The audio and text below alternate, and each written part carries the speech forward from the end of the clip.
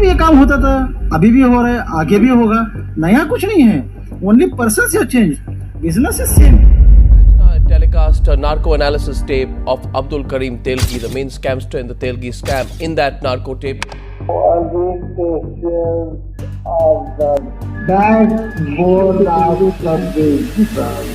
Stamp के licence के समय रेलवे ने खुद बयान में कहा है कि उनको उन्हें 10 लाख रुपए दिए। You challenged me in the central jail that आप इसको बंद नहीं कर सकते।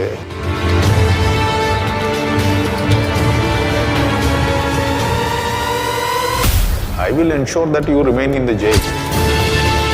अपराधी को कुछ नहीं होता, बस छोटे मोटे प्यादे को जज के सामने पेश कर दिया जाता है।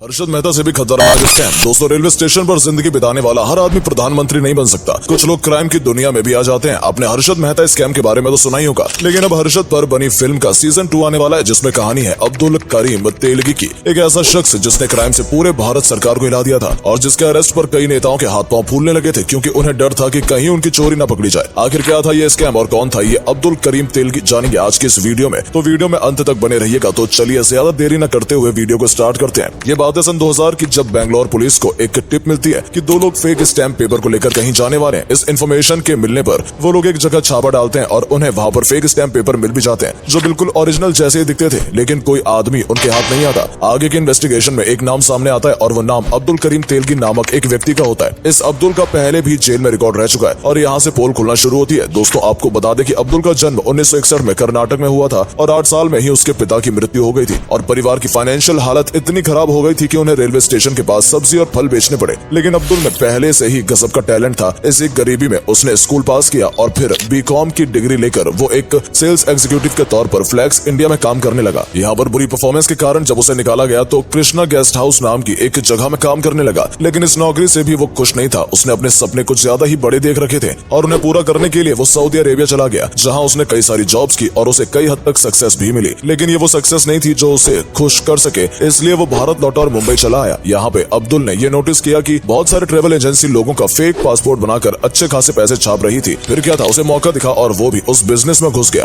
उसने अरेबियन मेट्रो ट्रेवल्स के नाम से एक ट्रेवल एजेंसी भी खोली, जो मिडिल ईस्ट जाने वाले उन लोगों के काम आती थी जिनके पास पासपोर्ट के लिए कंप्लीट डॉक्यूमेंट्स नहीं होते थे। पासपोर्ट के साथ साथ ही उन्हें इमिग्रेशन प्रोसेस से पास करवाने में भी मदद कर रहा था। लेकिन कुछ वक्त तक सक्सेसफुली इस बिजनेस को चलाने के बाद से उसे इमिग्रेशन ऑफिसर्स ने पकड़ लिया और अब्दुल को जेल हो गई। जेल जाने के बाद या तो आदमी सुधर जाता है या फिर क्राइम में ग्रेजुएट होकर बाहर निकलता है। उसे यहाँ पर कई सारे क्रिमिनल्स मिले जो अलग अलग तरह के क्राइम्स करके आए थे और उसका नेटवर्क काफी स्ट्रॉन्ग होता चला गया। इसी जेल में उसे रतन सोनी मिला, जो कि एक स्टॉक मार्केट स्कैम के चलते जेल में था। इन दोनों में काफी अच्छी दोस्ती हो गई। दोस्ती होने के बाद इन लोगों ने आपस में एक स्कैम का प्लान बनाना शुरू कर दिया। रतन ने अब्दुल को स्टैम्प पेपर की दुनिया से इंट्रोड्यूस कराया। दोस्तों, आप तो जानते ही होंगे कि लगभग हर तरह की रजिस्ट्रेशन में स्टैम्प पेपर की कितनी जरूरत होती है। इन दोनों के पास पूरा प्लान तैयार था और क्योंकि तब भारत काफी तेजी से ग्रो कर रहा था, इसलिए स्टैम्प पेपर की जरूरत बिजनेस सेक्टर में भी पड़ रही थी। इन लोगों ने जेल से बाहर आने के बाद सबसे पहले सरकारी अफसरों और पॉलिटिशियंस के बीच में अपना नेटवर्क बढ़ाना शुरू किया, क्योंकि इसके बिना ये काम इम्पॉसिबल था। फिर इन्होंने 1974 में एक ऑफिशियल स्टैम्प वेंडिंग लाइसेंस भी इशू करवा लिया ताकि उन पर किसी को शक ना हो। अब स्टैम्प पेपर प्रिंट करने के लिए उन्हें एक मशीन चाहिए थी और उनकी किस्मत अच्छी थी क्योंकि नासिक में एक गवर्नमेंट सिक्योर की प्रेस थी जहां पर स्टैम्प पेपर प्रिंट किए जाते थे। इनकी मशीन जब पुरानी हो जाती थी तो वो इन्हें ऑक्शन करके बेच देते थे। अपने कनेक्शंस के through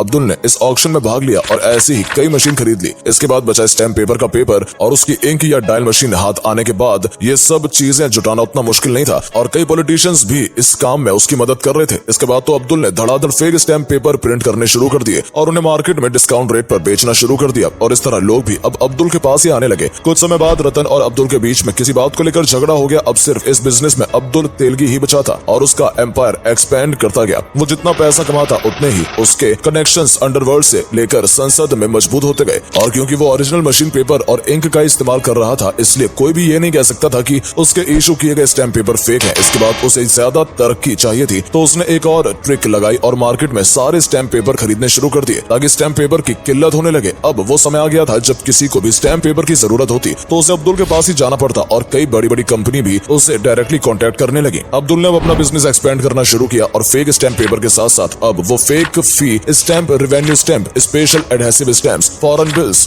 broker notes, insurance policy और बाकी कई सारी लीगल डॉक्यूमेंट्स भी प्रोवाइड करने लगा। उसने अपने इस पूरे धंधे को संभालने के लिए करीब 350 से ज्यादा एजेंट्स को हायर किया हुआ था और इस बीच उसने 32,000 करोड़ से ज्यादा फेक डॉक्यूमेंट्स बेचे थे। लेकिन इसी बीच वो टिप आ गई और उसके ठिकाने पर रेड पड़ गई। इस रेड के बाद तो वो कुछ दिनों के लिए अंडरग्राउंड हो गया, लेकिन फिर एक दूसरी टिप ने पुलिस को बताया कि वो अजमेर के लिए निकलने वाला है और तब उसे अजमेर में गिरफ्तार कर लिया गया। उसके कारनामों की जांच करने के लिए एक स्पेशल इन्वेस्टिगेशन टीम बनाई गई। इस इन्वेस्टिगेशन में अब्दुल करीम तेलगी के अलावा इंडियन सिक्योरिटी प्रेस के कई ऑफिसर्स का भी नाम सामने आया और साथ ही समाजवादी पार्टी से जुड़े नेता अनिल होटे भी इस पूरे स्कैम में मिले हुए थे और उन्हें 4 साल की सजा हो गई। लेकिन इस सजा के होने से पहले उन्हें एक बार इस केस में छोड़ भी दिया गया था। वहीं दूसरी ओर अब्दुल और उसके बाकी साथियों को 30 साल की सजा हुई और उस पर 202 करोड़ रुपए का जुर्माना भी लगाया गया। लेकिन मामला यहीं पर खत्म नहीं हुआ, क्योंकि अब्दुल के पास अभी भी कई ऐसे राज थे जिनके सामने आने से तहलका मच सकता था। इसी वक्त ये खबर चली थी कि अब्दुल सारे नाम शायद पुलिस को बताने वाला है और इसके लिए वो सजा माफी जैसी डील्स भी नेगोशिएट कर रहा था। वहीं दूसरी ओर तेलगी इस नेताओं से लगातार कांटेक्ट में था ताकि वो इस केस से बाहर निकलवा दे। खैर ये दोनों ही चीजें नहीं हो पाई, क्योंकि 23 अक्टूबर 2017 के दिन अचानक ये खबर आती है कि अब्दुल तेलगी की मौत उसकी जेल सेल में ही हो गई है। मौत के कारण मल्टीपल ऑर्गन फेलियर बताया जाता है। लेकिन एक और अजीब घटना होती है जिससे लगता है कि ये मौत नेचुरल नहीं थी। साल 2018 में नासिक सेशन कोर्ट का एक फैसला आया था कि क्योंकि पुलिस के पास पूरे सबूत नहीं है, इसलिए ये साबित नहीं किया जा सकता कि अब्दुल तेलगी इस केस में कसूरवार थे। अब्दुल को 2006 में अरेस्ट किया गया था और ये जजमेंट साल 2018 का है, यानी कि 12 साल में पुलिस ऐसे सबूत को इकट्ठा नहीं कर पाई जो ये जुर्म साबित कर दे। कई लोगों ने कहा कि जुर्म साबित हो जाता तो फिर केस की बाकी कड़ियों को उससे जोड़ना पड़ता और फिर उसके पीछे तो बहुत नामी ग्रामी लोग थे। आखिर फिर उसकी सियासत का क्या होता? यहीं से लोगों ने ये बात करनी शुरू कर दी। जिस तरह हर्षद मेहता की मौत भी जेल में हुई थी और कई बड़े लोगों का नाम उस स्कैम से बाहर आने से बच गया था, उसी तरह अब्दुल करीम तेलगी के साथ भी हुआ है। सोचिए बिना सबूत के ये मुमकिन कैसे था कि कोई मुकदमा इतना लंबा खिंच जाता? कुछ न कुछ तो गड़बड़ जरूर है। किसी के पास तो सबूत थे जो बाद में जाकर जानबूझकर कोर्ट में पेश नहीं हुए।